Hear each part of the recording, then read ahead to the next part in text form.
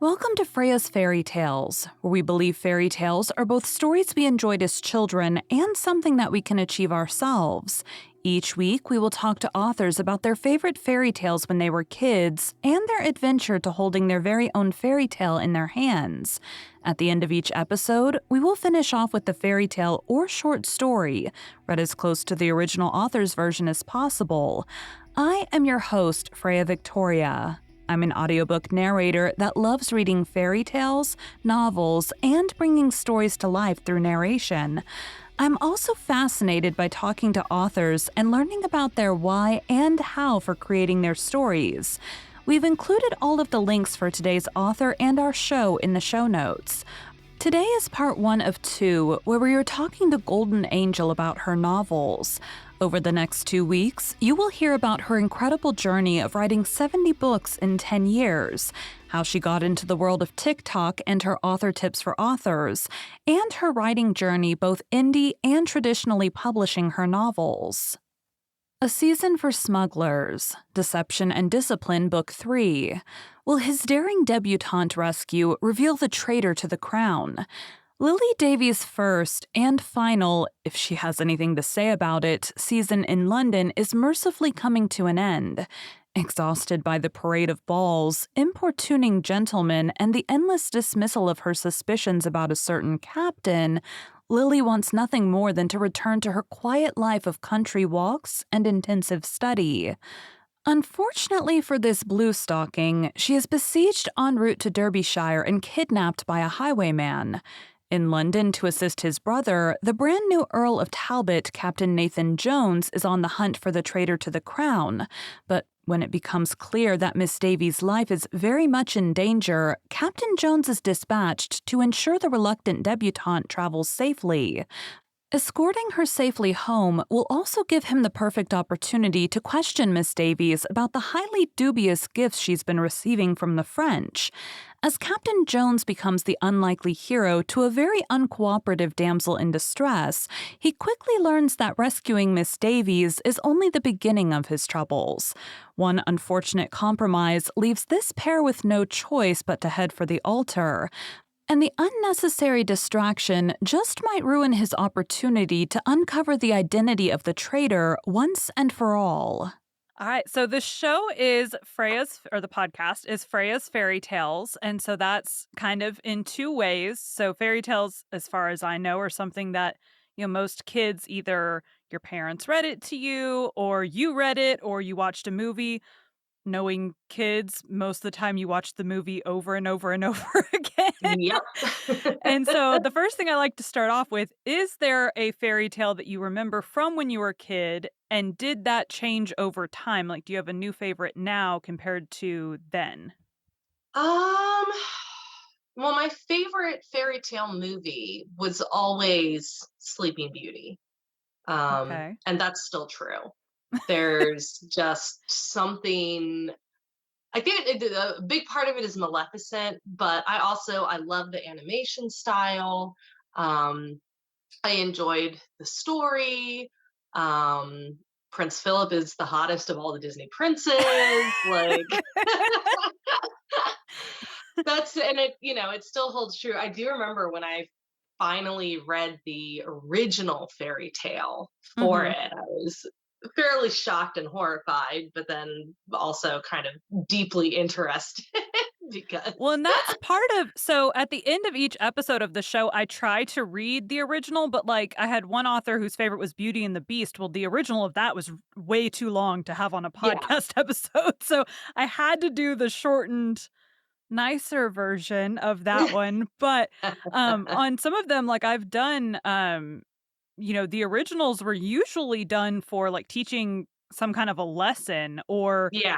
like I'm not Grimm's really sure what just the lesson for behind Sleeping Beauty would be. I I Don't get don't know. cursed. Maybe? I don't know. Well, okay, here the lesson behind Sleeping Beauty is don't is include everybody. Be inclusive. Don't not invite the bad fairy just Right. because you don't like her. Right. So, At what age so I imagine that started when you were a kid. At what age Mhm. did you kind of decide? Because you have quite a lot of books you've written, so Yes. at what age did you know that you wanted to write or think, "Hey, it might be cool to write," or, like, when Um, did that start? I don't really remember a time not writing, I'll be honest. Like, I've even gone Mhm, back, like, my mom kept a bunch of my old school things and stuff, and it went back so much further than I realized when when I got my school things from her, like mhm, stories and stuff that I wrote in elementary school. mhm, Um, and what stood out to me, with the time that I really remember, was in middle school. For a while, I did want to be a writer, and I wanted to follow in the footsteps of like R.L. Stein and Christopher Pike. mhm, And for my creative writing class, eighth grade, we had creative writing, and the teacher did a thing where every Friday, everyone would vote on someone's story to be read. And for the most part, everyone was writing like little short stories and stuff like right. that. And of course, me, I'm like, wait, I can write whatever I want. I'm going to Overachiever. write a horror story. I was obsessed with Christopher Pike. And, my friend, but I was like, I didn't really know how to build characters and stuff. Like, this was my Mhm, first time ever trying anything like this. right. And so I turned to my friend who was sitting next to me and I said, I'm going to write this story. I want to make it a horror story. Can I put you in it and make you the heroine? And she's like, okay, cool. Yeah, okay. And I'm like, all right, so everyone else is going to die, but you'll live, I promise. And she's like, okay, cool. And the kids around me all went, I want to be in it. And I was like, well, but I got to kill everybody. And they're like, yeah, can I choose how I'm going to die? And I was like, sure. And this was several years before Columbine, so I don't think it would fly now. Right. But I wrote an entire chapter, like multi-chapter book for that class, and every week until it was done, they voted for me to read from it because I killed off like 10 of my classmates in it, all of whom volunteered and chose the manner of their own death. Um, and my I remember my teacher holding me back after class. I mean, I was such a goody two shoes. Like, I'm this like little, not quite straight A, but like honor Mhm. roll student, quiet, like very studious, never get into trouble, never had detention. And she's like, "I, you're a very good writer, but are you okay? Like, do we need to talk?" No, I swear, like, I'm not even coming up with these deaths. They all volunteered. This got way bigger than I thought it was gonna be. There's more Right, characters because they all want characters named after them who are gonna die. right. Uh, and I wish I could find that. I'm sure the writing was awful, but I wish I could find it. And I do. That teacher does stand out to me because, as disturbed as she was, she did encourage me to keep writing. She thought I was good at She just it. wanted to make sure you were okay in your head. Right, right. And like I said, like, this was before a lot of issues that we now have in schools cropped up. Mhm. So it was not quite the big deal that it probably would be if a kid tried to do that today. Um, but yeah, and then in high school, when I would write essays and stuff, and I had teachers who would tell me that they really liked my writing style, Mhm. which I didn't really understand that particular compliment until later in life. Right. But yeah, and it just kind of, I always had stories in my head. The Mhm. difference was when I finally started writing them down. Mhm. Um, so And yeah. so when did you start how long did it take you to write your first full-length novel? Um, well, I originally wrote for a website, which was literotica.com, which is it's a free erotica website. Mhm. And I mean, I can't remember because I would just write like chapters. You posted it to every chapter as you wrote it, or you'd write short stories. Mhm. And my first full length novel that was published was originally a story on that website. Okay. And I mean, it didn't take me long. Maybe, I mean, it takes me now. It's for some reason it seems to take me longer to write than it used to. Yeah, I think I heard you So say on TikTok you try to put out, like, 4 books a year? for me, my main series books. So I have two main series that I write in, and I try to put out two books in each of those a year. And those are my longer books. And then I also put out some shorter books in between, or I'm part of anthologies, Mhm, things like that. Last year, I put out an extra, well, last year, and then in February of this year, I put out an extra three books, all of which were about 60,000 words long. And that's mhm, shorter than my main series books. Like the one that I'm just finishing is going to be a little bit over 90,000 mhm. words. So for me, 60,000 words is short, but I know a lot of authors who, their max is like 40,000 words. Yeah. See, In I the book. think So I write long. So I probably could write a lot faster if I wrote shorter, but right. yeah, my stories get complex. They need the words. I think for me, it's funny. So, like writing, I'm like, I think being a narrator, I think in terms of how many hours is this narration going to be. My husband's writing a book and he's like, but how many chapters in it is it? And I'm like, well, that's irrelevant because some of the chapters are only like 3 pages long. Like, Right. so then for him, who also listens to a lot of audiobooks, I'm like, at this point, it would be about a 3.5 hour audiobook. He's like, okay. So I love that.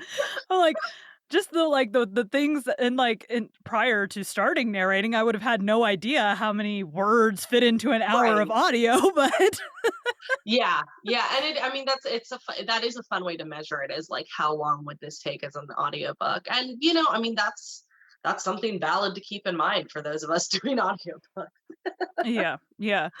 So do you have any idea how many books in total you've written? I was trying to look on Amazon, but it Oh, doesn't tell me no, a number. I did write this down somewhere. Where's the notebook that I wrote it down? Oh, now I have. Haha. Because I never know the answer to this question. So I finally started keeping track.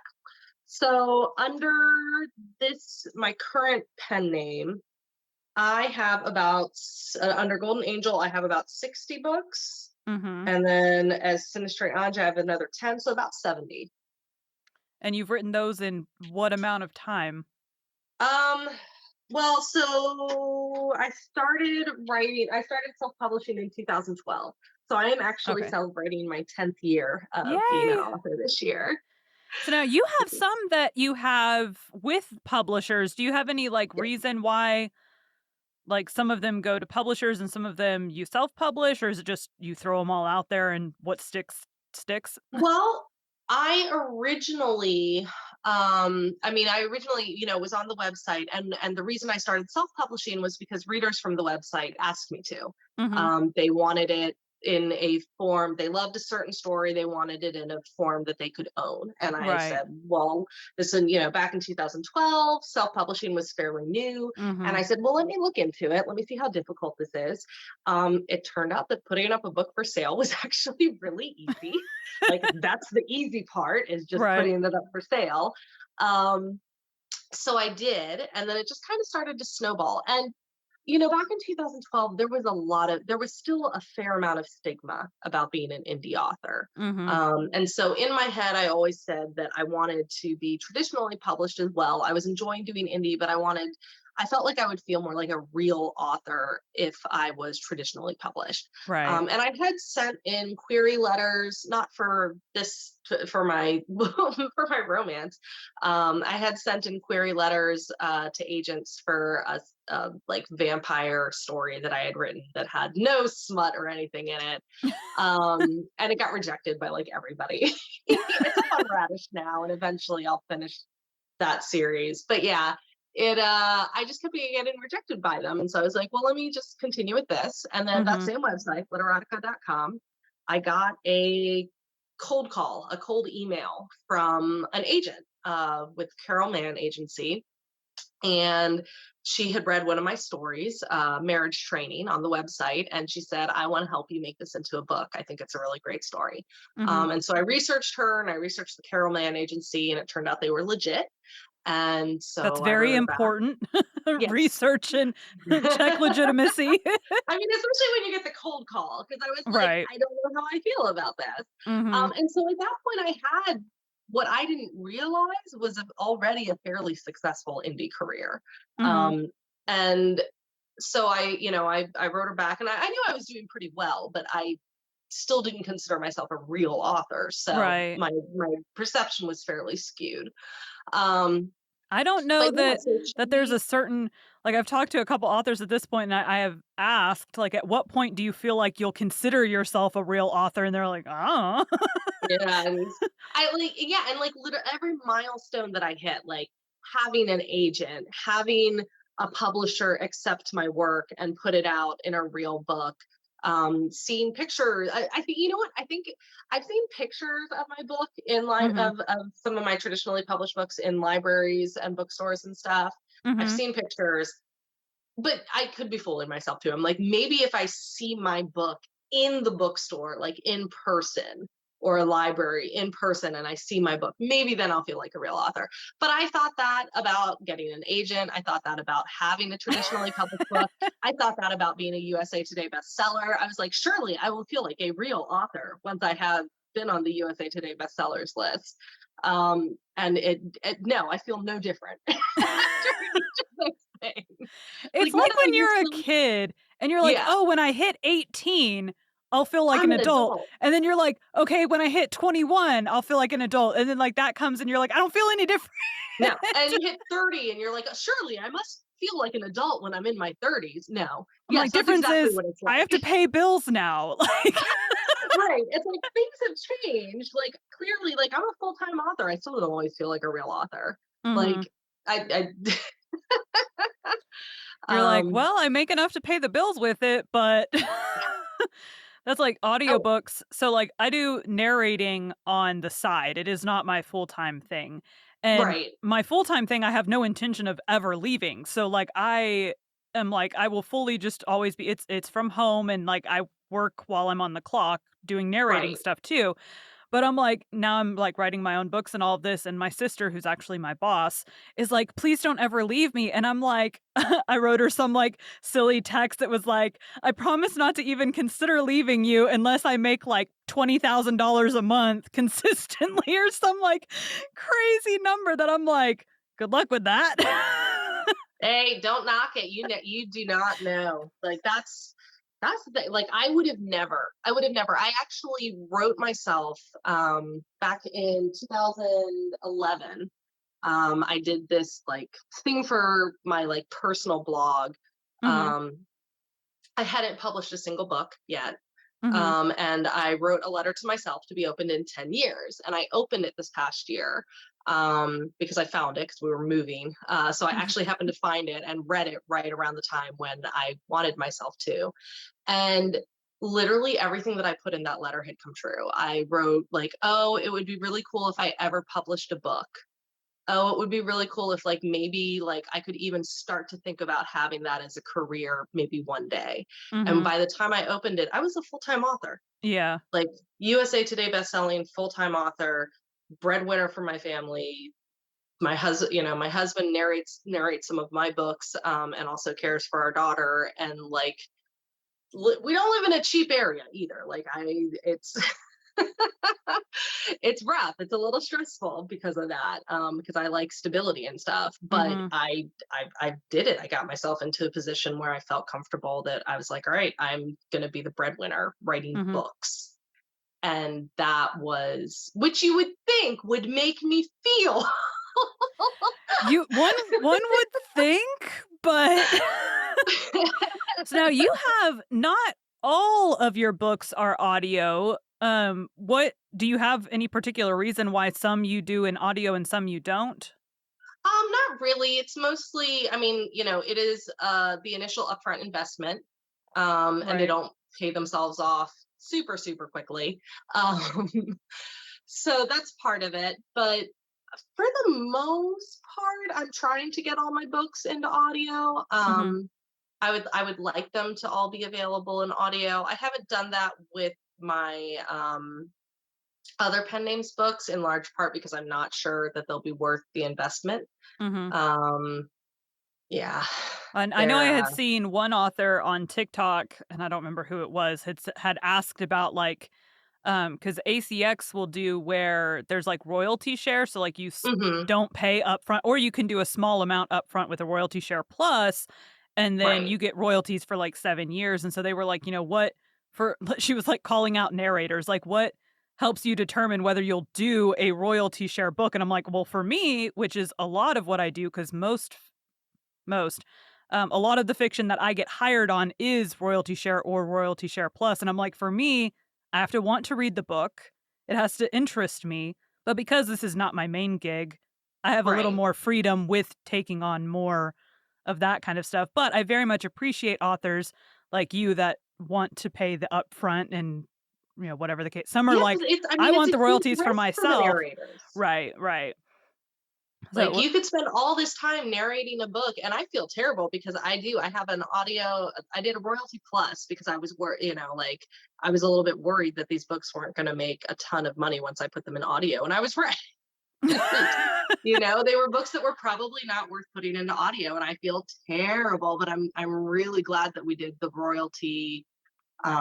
plus, because yeah, that way she at least got like a decent something. chunk of change for Yeah. recording it, and then the royalties are trickling, but it ain't great.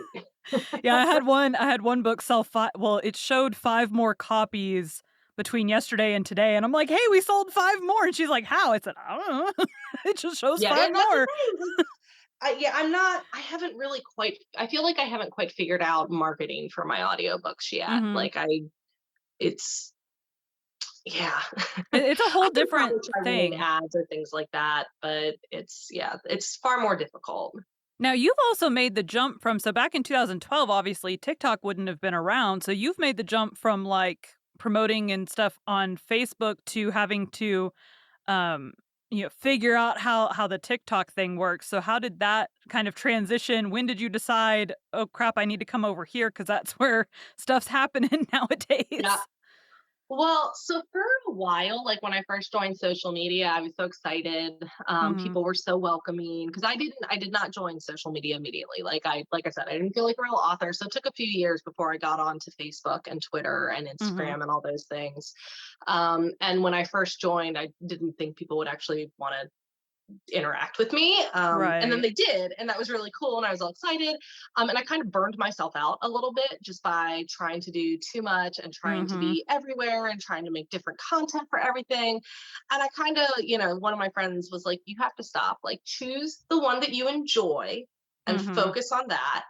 And then you can schedule your tweets, you can schedule your Instagram, you can schedule your Facebook. Like, you don't Mhm. have to, You don't have to be on it and you every couple can't. hours. You're right. Like, it's like, you Yeah. don't have to, and you can't. You are burning yourself out doing this. Mhm. And so I truly enjoy Facebook. And so that was where I focused my time. And I occasionally go onto Instagram and Twitter. But I don't spend a lot of time on either of them because they don't feed me energy and Mhm. happiness the way that Facebook does. I love my Facebook group. And then so I guess it would have been a little bit into the pandemic, like part trying to remember if I joined TikTok. It must have been in 2021, like early 2021. Mhm. Probably around like right around the beginning of 2021. My husband was already on, just like watching things. People were Mhm. watching things, and I was like, all Right. right, well, I want to. One of the things that I do is I always like to try the new thing that everyone's talking Mhm. about. I might not stick with it. It Right. depends on how I feel about it. There have been a lot of things that I've tried and gone, nope, not for me. Right. Um, with TikTok, I thought that was what was going to happen. I was like, this is going to be another Instagram where I go and I try and it just feels like work and I'm not going to do it. But I Mhm. got on and then I got addicted and then it turned Right. out that I really loved it. And now it's like my favorite. I mean, my Facebook group is still like my favorite place on the internet. Mhm. But if I had like, I spend a lot more time on TikTok than I do on Right. Facebook now. I find myself now, so I just recently, like, in the last month, I think, finally got a, like, scheduler thing going for Hmm. before I was just, like, going to, like, TweetDeck where you can go on there for you don't have to pay for Twitter's scheduling thing. Right. But I was like, I need something where it's all in one place so that and Yeah. I do the huge no-no where it's like of course mine are like podcast and then like writing random posts and stuff like that. So I'm like, it doesn't matter as much what my content is, but I use the same post across all of Oh, no, them. So I am all for that. Because what I realized when I was, like, trying to do different content across all the Mhm. things, different people follow me on every platform. Like, the readers are Right. just like us. They don't like every platform. They are on and interacting on every platform. Like, Mhm. the people who are interacting on Instagram are spending most of their time on Instagram. They are Right. on Facebook. They are on Twitter. And so not only do the algorithms not show us everything anyway, Right.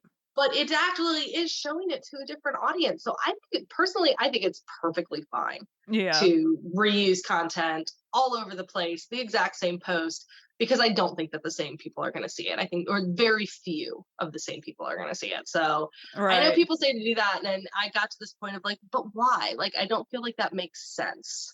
Now I do try Um, to follow the, like, not not word vomiting, like, I'm not gonna talk podcast for every single post that I do that day. I'm right. not gonna talk writing books for every single but I have to, like, diversify, so I'm, like, on the Freya Victoria is not my actual name. Um, on the Freya Victoria profiles, I talk I have the narration stuff, and then I have the I'm writing my own book stuff, and then I have just, like, random I'll usually do and I've got it in my thing, I have it tagged as, like, musings or something like that. It's just, like, some Hmm. random thought that I had that day or whatever. I love But that. I try to kinda diversify, so I have, like, 2 main sets of profiles. I kind of neglected my own actual name at this Yeah. point, Yeah. but I have one set of, like, podcast and pseudonym where I do, like, nonfiction books, and then I have, like, Hmm. more cleaner podcast stuff that's a fiction one, and then I have, the Freya Victoria stuff, which is all, like, fiction audiobooks, and then, like, romance audiobooks, and the Freya's Fairy Tales podcast that goes Nice. with that. So, it's very odd to maintain, like, 3 personalities. I'm like, "There's me, Yes. and then there's, like, the nice version of me, and then the not nice version."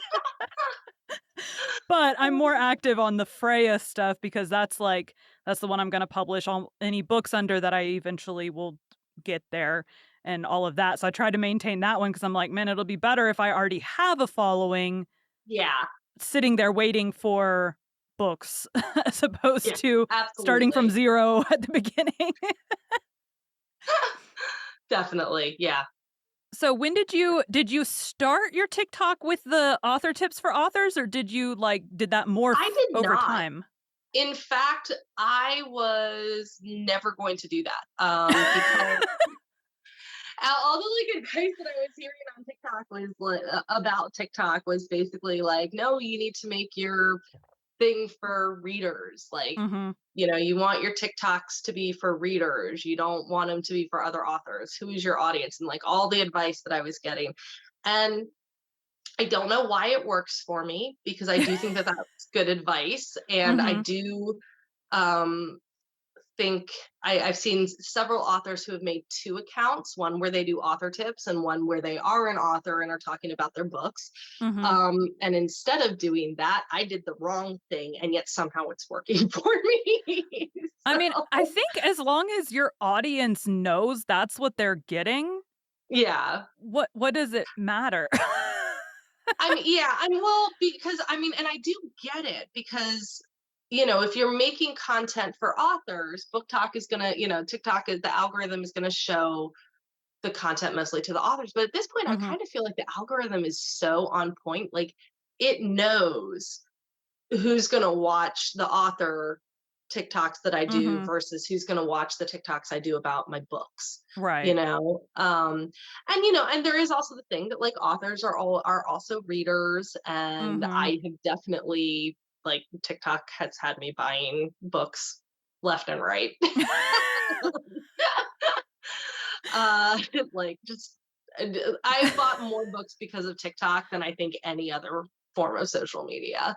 um Yeah. yeah. I haven't gotten into buying a bunch yet because I have so many narrations up. I'm like, "I don't have time right now to read other things," but Right. I started because 'cause have recently, like in the last 2 weeks, just started coming across the book mail videos and, like, Mhm. the crowns, and so I'm like, "Alright, we're gonna make" and not I think I said, like, one thing about it, but I made, my obligatory wish list for book talk, whatever, and added it to the link tree. So I'm like, nothing may ever come of that, but I can keep track of all the book talk books that are, like, ones I wanna read, like, we'll just add them all Right. into that wish list too, and eventually we'll get them either bought or gifted. So That's awesome. Right, and you never know, like, I mean, and that's one of the things that I love about book talk, though, is, like, the book fairies, the interaction with Mhm. people, being able to see people's faces. Because, like, as much as I love Facebook and you can get the profile pictures, like, it's a tiny little thing, like, Right. I'm not gonna recognize those people, but it's like, if I'm watching someone's videos regularly, I feel like I have a better chance of Right. recognizing them in person.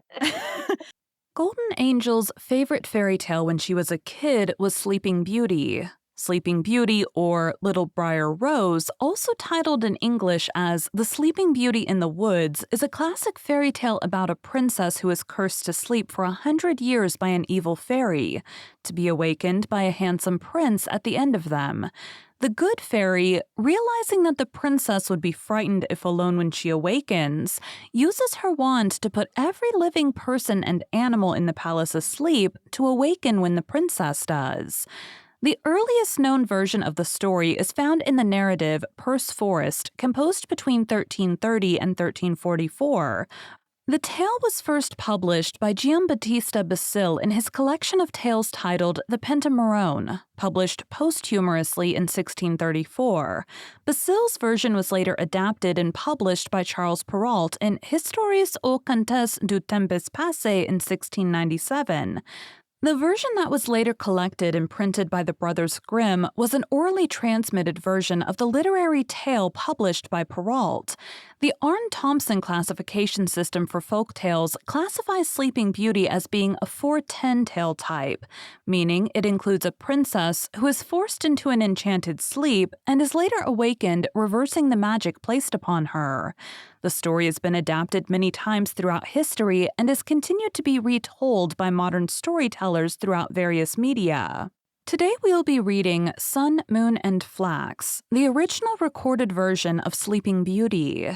Don't forget, we are also continuing the original story of Beauty and the Beast on our Patreon.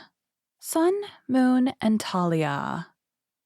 It is a well-known fact that the cruel man is generally his own hangman, and he who throws stones at heaven frequently comes off with a broken head.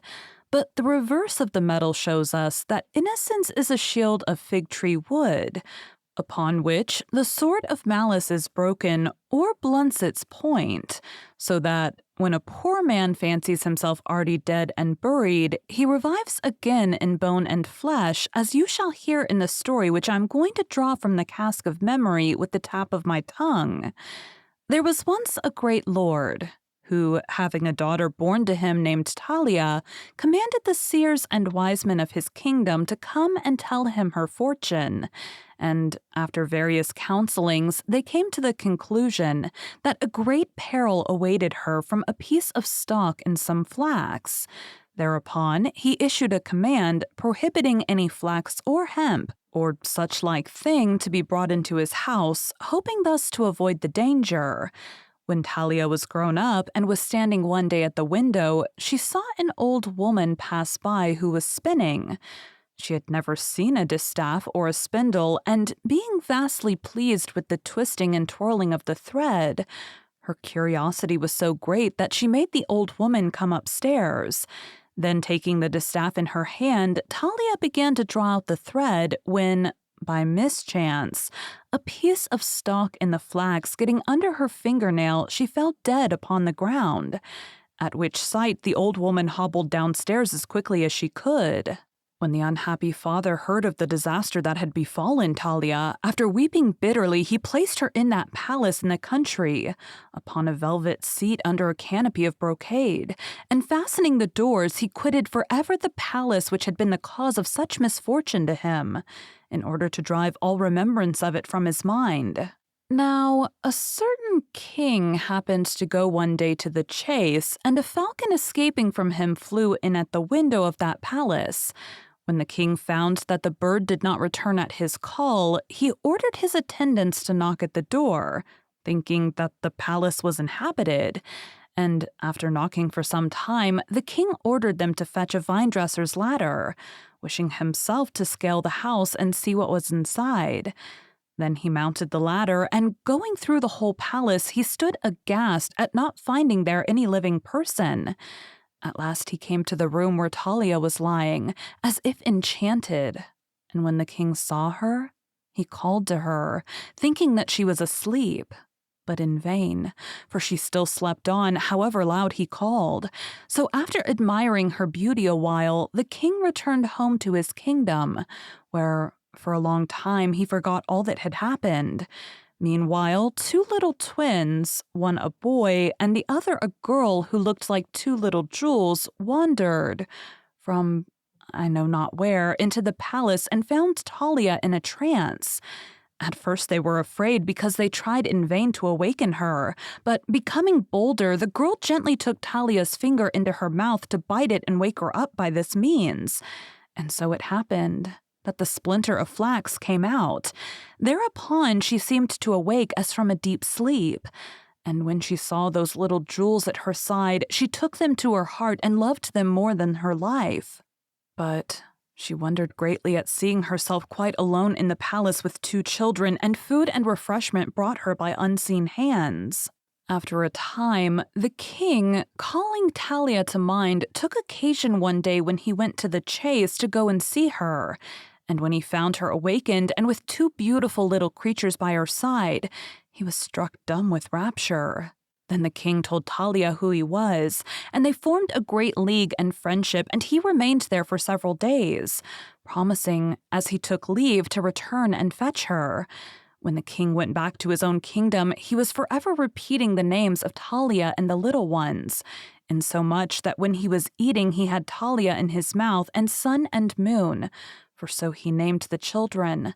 Nay, even when he went to rest, he did not leave off calling on them, first one and then the other.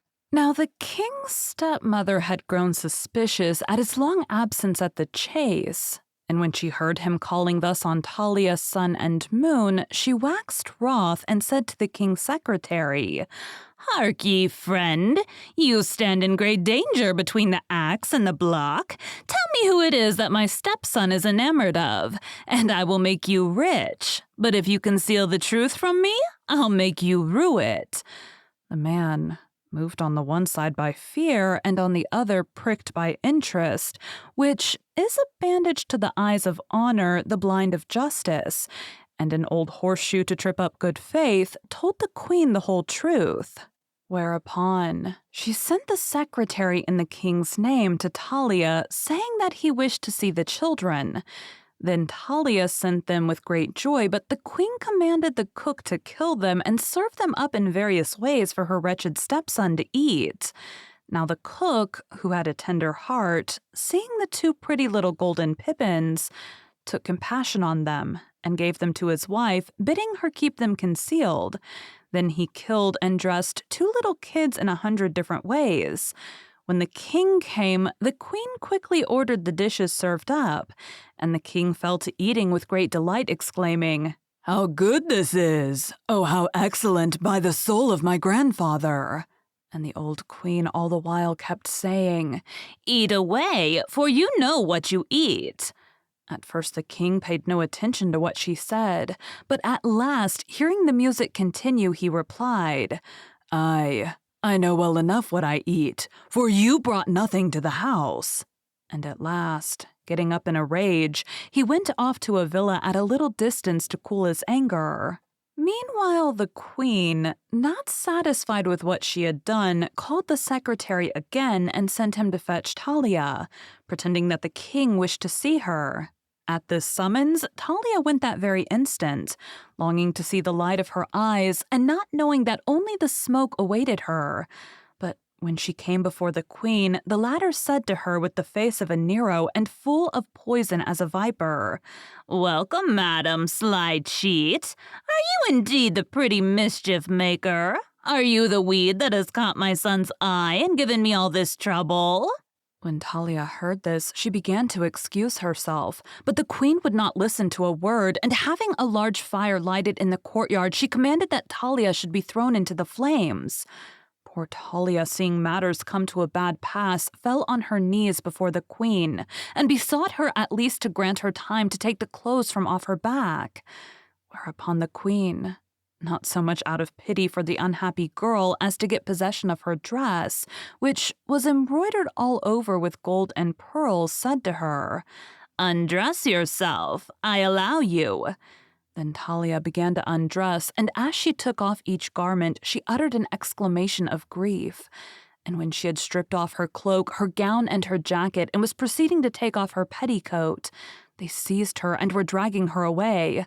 At that moment, the king came up, and seeing the spectacle, he demanded to know the whole truth. And when he asked also for the children and heard that his stepmother had ordered them to be killed, the unhappy king gave himself up to despair. He then ordered her to be thrown into the same fire which had been lighted for Talia, and the secretary with her, who was the handle of this cruel game and the weaver of this wicked web. Then he was going to do the same with the cook, thinking that he had killed the children. But the cook threw himself at the king's feet and said, "Truly, king sir, I would desire no other sinecure in return for the service I have done you, than to be thrown into a furnace full of live coals. I would ask no other gratuity than the thrust of a spike. I would wish for no other amusement than to be roasted in the fire. I would desire no other privilege than to have the ashes of the cook mingled with those of a queen. But I look for no such great reward for having saved the children and brought them back to you in spite of that wicked creature who wished to kill them." When the king heard these words, he was quite beside himself. He appeared to dream and could not believe what his ears had heard. Then he said to the cook, "If it is true that you have saved the children, be assured I will take you from turning the spit and reward you so that you shall call yourself the happiest man in the world." As the king was speaking these words, the wife of the cook, seeing the dilemma her husband was in, brought sun and moon before the king, who, playing at the game of three with Talia and the other children, went round and round, kissing first one and then another. Then giving the cook a large reward, he made him his chamberlain. And he took Talia to wife, who enjoyed a long life with her husband and the children, acknowledging that he who has luck may go to bed, and bliss will reign upon his head. Thank you for joining Freya's Fairy Tales. Be sure to come back next week for the conclusion of Golden Angel's journey to holding her own fairy tale in her hands, and to hear another adaptation of her favorite story.